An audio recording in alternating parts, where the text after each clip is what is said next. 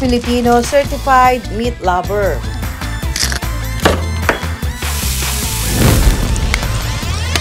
Pero, kakain ka ba kung ari na ng hayop ang ihahain?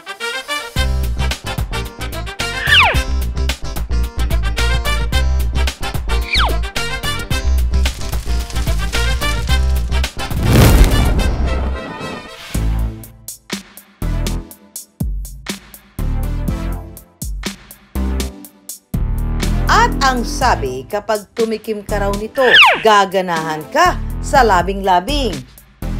I wonder.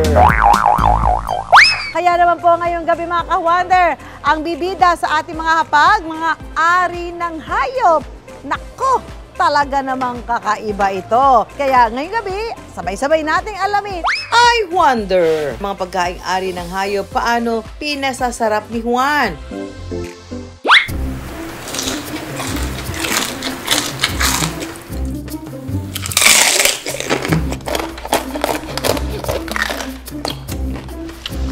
Patok online ang mukbang videos ng ka-wonder nating si Diego o mas kilala bilang Jigs TV. Paano ba naman kasi ang mga nilalantakan niya? Naglalakihan na, nag-uumapaw pang mga lutuing putok-batok. Pero ang video niyang ito kakaiba. Ang bida kasi sa kanyang mukbang, ari ng babaeng baboy.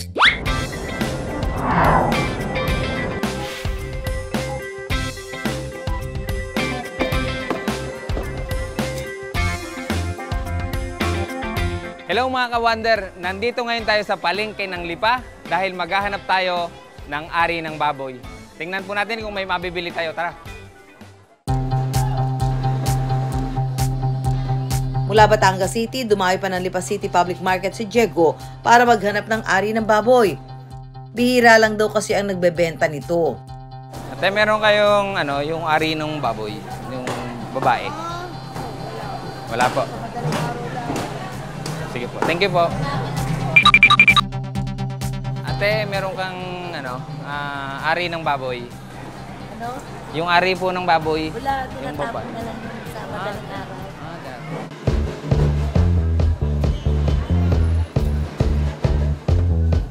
Matapos ang ilang minutong pag-iikot, Ate, meron kayong yung ari ng baboy. Yung Meron. Magkano po ang kilo? 150.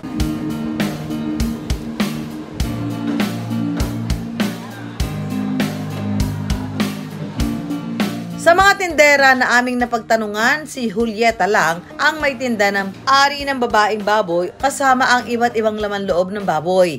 Ay gusto ng taong bilhin ang ari ng baboy kasi masarap daw 'yon. So ito mga ka-wonder, pag bumili kayo ng ari ng baboy, hindi makakabili kayo ng ari lang. May kasama siyang tumbong. Ang kukunin natin ngayon, itong mismong ari lang, gugupitin natin. Isa-isang gugupitin ni Diego ang tumbong para maihiwalay sa ari. Mas mataba yung mabibili nyo ganito, mas maganda, mas masarap yan. At saka ito hugasan ng mabuti para matanggal ang masangsang na amoy ng ari. Para siguradong malinis ang ari bago kainin. Hugasan po natin sa suka at saka asin. Nakakatulong din yon makapagpaalis ng panghe at saka ng lansa. Kapag nasiguro ng malinis ang ari ng baboy, pwede na itong pakuluan. Lagyan lang ng laurel, paminta, atsuete, onion leeks, sibuyas, bawang.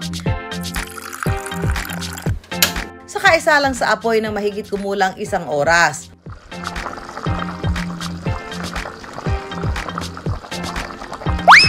Eto na mga ka-wonder, yung ating pinakulo na ari ng baboy. At atin naman itong gagayatin para ihawin.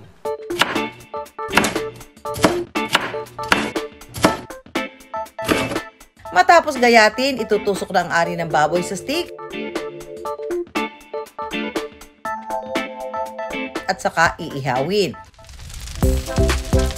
Habang iniihaw, papahiran ito ni Diego ng espesyal na sauce para maging mas malasa. Makalipas ang ilang minutong pag-iihaw, pwede nang lantakan ang inihaw na ari ng baboy. Eto, luto na yung ating inihaw na ari ng baboy. Titikman na natin. 2 stick agad. Unang subo para sa inyong mga ka-wonder.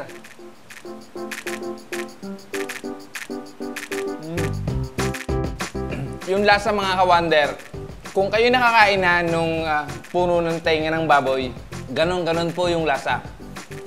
Masarap siya. So pig's vagina is actually a protein-rich food and it can be consumed, no? As long as it is thoroughly prepared. Deodorize siya using salt, suka, and other herbs and spices para mawala yung unnecessary na amoy niya. And at the same time, it should also be thoroughly cleaned ng talagang maayos and kung pwede, alisin yung parang mga buhok-buhok dun sa part na yun. Pero di lang daw pang laman tiyan ang pig's vagina, may paniniwala raw ang mga matatanda dito sa Batangas na kapag kumain daw ng ari ng baboy ang isang taong bulol o pilipit ang dila, tutuwid daw ang kanyang pananalita. Nakilala namin dito sa Batangas ang ka-wonder nating si Ariel na magpapatotoo raw nito. Hindi ako marunong nahihiya ako mag-recitation sa harap ng gawa ng yung R, hindi ko masabi. Ariel, ang hirap Radyo. Kaya naman pinakain daw siya ng kanyang ama ng inihaw na ari ng baboy para masolusyonan ang kanyang problema sa pananalita. Ang tatay, lagi pag may handaan, kinukuha yung ari ng baboy. Tapos, iniihaw, pinapakain sa akin para dumalis yung pagkatat ko. Para magdire-diretso yung salita, pinakain ko naman. Sige nga, subukan mo. Radyo. O diba, nakuha mo galing. Matapos ang ilang taong pagkain ng ari ng baboy, ang pananalita raw ni Ariel tila tumuwid. Radyo. Kaya siguro natuwid din yung aking pagsasalita. Nakatulong din yung dahil sa dami ko nakain Kaya lang na-over siguro, napadaldal ngayon. Pero I wonder, totoo bang nakapagpapatuwid itong magsalita gaya ng nangyari daw kay Ariel? This is more of a myth kasi regardless of what you eat naman, it affects the body but not the ability to have proper speech. If we have speech difficulties, it's best to consult with a speech pathologist para makorek yung proper speech natin. Hindi man sumasang-ayon sa iyo, Ariel, ang pag-aaral. Ang pagkain ng ari ng baboy, tila parte na ito ng mayamang kultura ng pagkain na nagpasalin-salin sa Batangas. Tabo ko to Ba't nasa'yo? Ay, ano to? Parang Pero I wonder, kaya pa kayang pasarapin ang ari ng baboy? Tutulungan daw tayong i-level up ito kasama ang cooking ina master, food content creator na si Hazel Sheppy. At sa aming pagbabalik, ari ng kambing. Mabisa raw na pampainit ng labing-labing. Susunod ang lahat ng iyan sa I Wonder.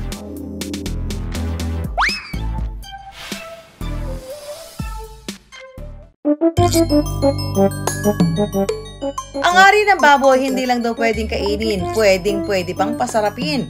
Para patunayan yan, hinamon namin ang tinaguriang cooking ina master at food content creator na si Chef Hazel. Ma, ayan, kapag malapit na masunog yung bahay natin. Ang ka-wonder nating si Hazel Anunuevo o mas kilala bilang Hazel Sheppy sa social media, patok online dahil sa kanyang mga nakatatawang cooking video. Kailangan maraming kulam. Ayan, pati yung legs, kukulamin natin. Sa ngayon, mayroon lang naman siyang 2.1 million followers sa Facebook at 2.9 million followers sa TikTok. What's up mga ka-I Wonder? Challenge ako ng I Wonder team kung anong dish ang lulutuin natin for today's video. Isang mystery ingredient daw to. Ano kaya yun? Oh, tabo ko to Oh, ay, anyway, ay ano to? Parang pero anyway, kahit ano pa to, lulutuin natin to at challenge accepted. Aba, mukhang wala talaga inuurungan si Chef Hazel pagdating sa kusina. Sige nga at pakitaan mo na kami ng cooking skills mo. Parang panghilita. Tapos, maraming buhok. So, ang gagawin natin dito, Siyempre, kung mabuhok, ayaw naman natin kumain ng mabuhok. Kailangan natin ng... Tada!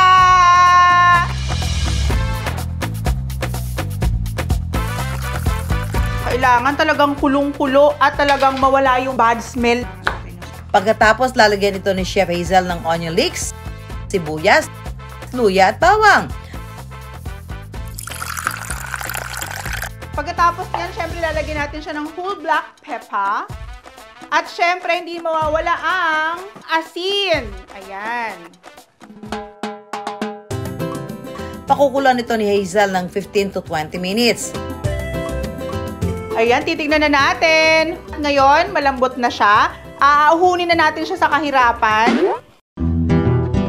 Pagkatapos maahon sa kahirapan, maahon sa kaldero, hiniwa ito ni Chef Hazel ng manipis. Ang gagawin natin dito ay pork tausi. So ngayon, ang gagawin naman natin ay ipiprito natin tong tokwa. Kapag golden brown na ang tokwa, hahanguin ito at saka hihiwain. Sunod na ipiprito ang ari ng baboy. After natin makayumanggi ang ng baboy, ngayon magigisa na tayo. Siyempre, uunahin natin ang wangba. Sunod na ilalagay ang luya, sili, bell pepper, ari ng baboy, suka, toyo, paminta, tokwa at oyster sauce.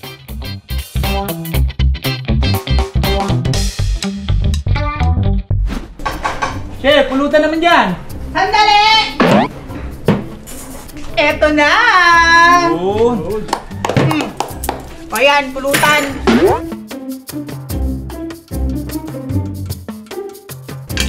Solid. Sarap. Medyo chili.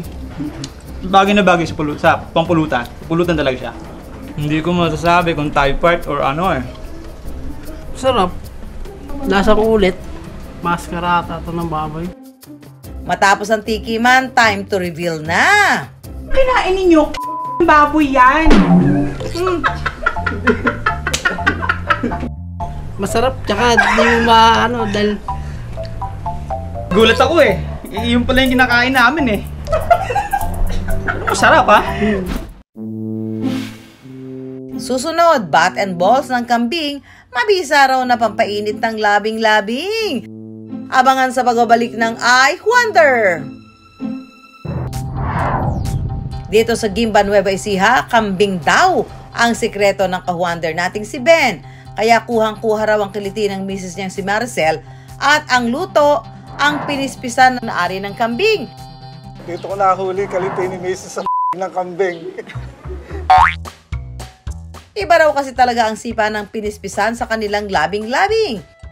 Pagka may halo ng kambing, nakapagpapainit po talaga to. Lalo na pagka nakakain ka nito, masusubukan mo na mag-iinit talaga katawan mo. Lalo na pagkatabi mo na si misis. Bida ba nga ni Ben, noong kabataan niya, talagang lapitin daw siya ng chicks. At ito raw ang hot secret kaya nakaapat na supling sila ni misis. Pag halimbawa nakakain ako ng ganot na tikmang ko rin at talaga naman na iba yung aking pakiramdam din. Sa sobrang pagka-effective nga raw nito sa mag-asawang Ben at Maricel, inihain na rin nila ito sa kanilang MIBE karinderya. Tip ng mag-asawa sa ganitong negosyo, mas makatitipid daw kung buhay na kambing ang bibilhin. Ang 16,000 pesos kasi na kambing sa palengke, halos 4,000 piso na lang daw ang halaga kung buhay. At ang sikreto raw sa binabalik-balikang putahe, nasa pagkakatay. Yung po ay itinatapon po namin, kahit po gapatak ng dugo ng kambing na ito ay ala po kaming isinasama. Mga ka-wonder, magluluto tayo ngayon ng pinispisang kambing. Akalain nyo ba na 3 lang ang main ingredients sa lutuing ito? Siling berde, sibuyas at ang laman loob ng kambing. Unang hihiwain natin ay ang laman loob ng kambing. Hiwain lang ang mga sangkap ng maliliit at pwede na itong idiretso sa gisa. At ang ari ng kambing, isasama rin daw ang balat. Cooking time! Kaunting pasensya lang sa paggigisa mga ka-wonder. Mas makunat daw kasi ang laman loob ng kambing, lalo na ang balat nito. hahaluan ng siling berde at kapag manikit-nikit na sa kawali, pwede na itong hanguin. After 30 minutes, tapos na po ang pinispisang kambing. Pwede na po natin i-serve. Paglilinaw nila ang ari ng kambing, special request lang daw ng kanilang mga suki. Hindi raw ito regular na nakahalo sa kanilang lutuin.